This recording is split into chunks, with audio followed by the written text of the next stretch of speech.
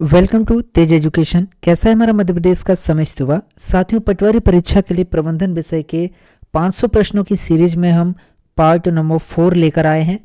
और आज हम आपको जिस किताब के प्रश्न कराने जा रहे हैं वो है साथियों प्रभात पब्लिकेशन की। जी हाँ, प्रभात एग्जाम पब्लिकेशन की ये किताब है जो कि थ्योरी के साथ साथ ऑब्जेक्टिव प्रश्न आपको उपलब्ध करवा रहे हैं।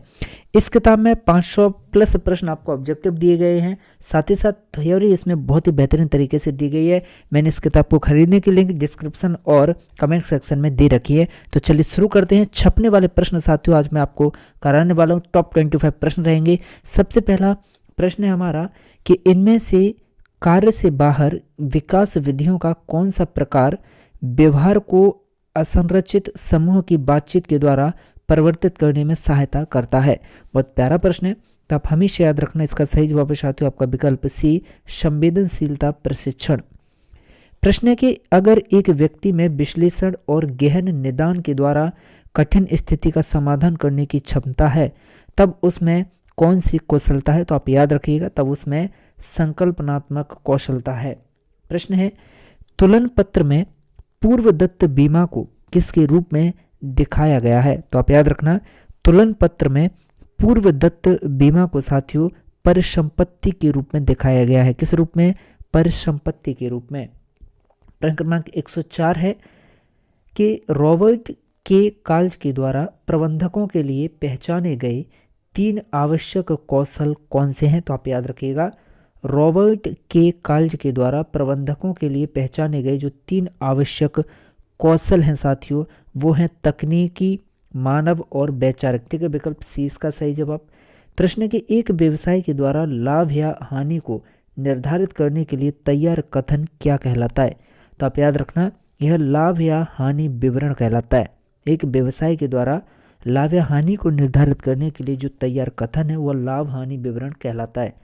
प्रश्न है कि ट्रायल बैलेंस अर्थात कच्चा मिलान निम्न में से क्या है? तो आप याद रखना, ट्रायल बैलेंस या कच्चा मिलान साथियों है आपका विवरण। प्रश्न के नेतृत्व के इनमें से कौन से घटक हैं जो अधीनस्थों की भूमिका को स्पष्ट बनाते हैं? तो आप याद रखना, नेतृत्व के ऐसे घटक जो अधीनस्थों की भूमिका को स्पष्ट बनाते हैं ये है लक्ष्य की स्थापना।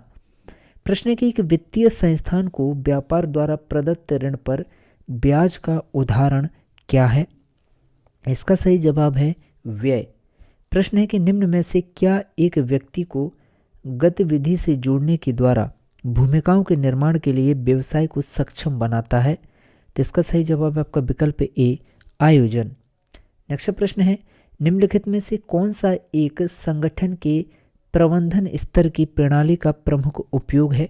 तो आप हमेशा याद रखना, इसका सही जवाब है आपका मध्यम प्रबंधन की निगरानी, नियंत्रण, निर्णय निर्माण और प्रशासनिक गतिविधियों को समर्थन प्रदान करना। अगला प्रश्न है कि व्यापार की कुल वर्तमान परिसंपत्ति जो है 4 लाख रुपए है एवं वर्तमान देनदारियां 2 लाख रुपए है, तो वर्तमान अनुपात क्या होगा? तो आप याद रखना, इसका वर्तमान अनुपात साथियों 2:1 होगा। कितना होगा? 2:1 होगा। प्रश्न है कि किसमें लगातार पुनः क्रय और विशिष्ट ब्रांडों के लिए प्राथमिकताएं शामिल हैं? तो इसका सही जवाब आपका विकल्प ए, ब्रांड निष्ठा।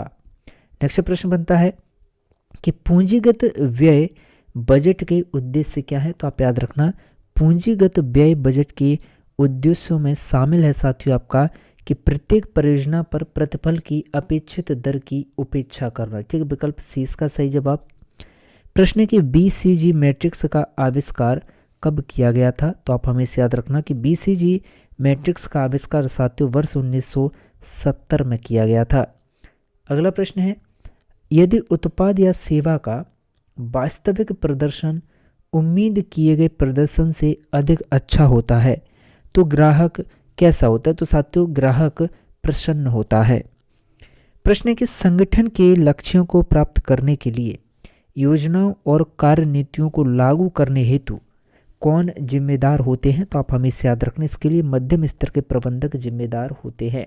नेक्स्ट प्रश्न है निम्न में से HR की भूमिका, जी हाँ, निम्न में से HR की भूमिका अभिलेख संभालने और कानूनी अनुपालन को शामिल कौन करता है? तो आप याद रखना, प्रशासनिक विशेषज्ञ शामिल करते हैं। प्रश्न है, कौन सा विकल्प एक संगठन की कार्यनीतियों को प्रकट करने और उन्हें लागू करने की क्षमता होगा? तो इसका सही जवाब है आपका विकल्प ए, सामर्थ्य।